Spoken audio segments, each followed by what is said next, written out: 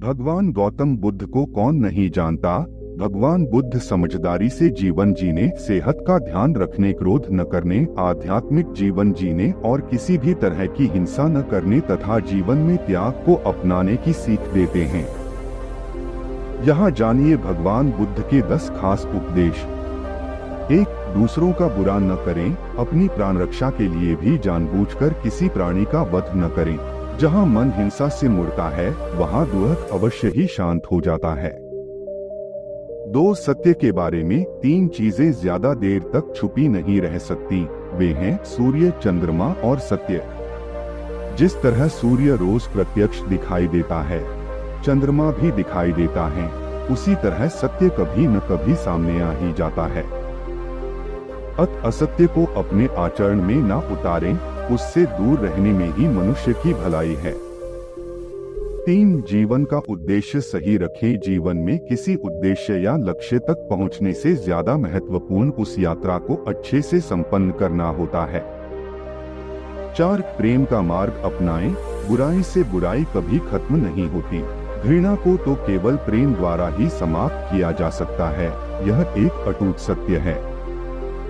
5. खुद जैसा औरों को समझना। जैसे मैं हूँ वैसे ही वे हैं, और जैसे वे हैं वैसा ही मैं हूँ। इस प्रकार सबको अपने जैसा समझकर न किसी को मारें, न मारने को प्रेरित करें। 6. स्वयं पर विजय। जीवन में हजारों लड़ाइयाँ जीतने से अच्छा है कि तुम स्वयं पर विजय प्राप्त कर लो, फिर जीत हमेशा तुम्हारी होगी, इसे तुमसे कोई नहीं छीन सकता। 7. दूसरों को सुख दें। मनुष्य यह विचार किया करता है कि मुझे जीने की इच्छा है, मरने की नहीं। सुख की इच्छा है, दुख की नहीं। यदि मैं अपनी ही तरह सुख की इच्छा करने वाले प्राणी को मार डालूं तो क्या यह बात उसे अच्छी लगेगी? इसलिए मनुष्य को प्राणिघात से स्वयं तो विरत हो ही जाना चाहिए। उसे दूसरों को भी हिंसा से विरत कराने का प्रयत्न करना चाहिए।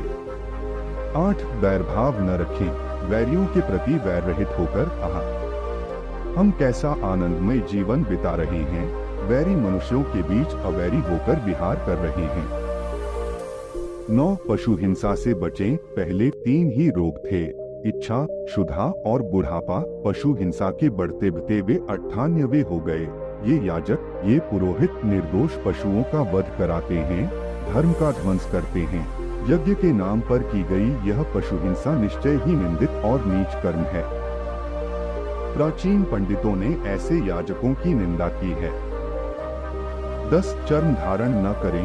भगवान बोले, भिक्षुओं, महाचर्मों को, सिंह, बाघ और चीते के चर्म को नहीं धारण करना चाहिए।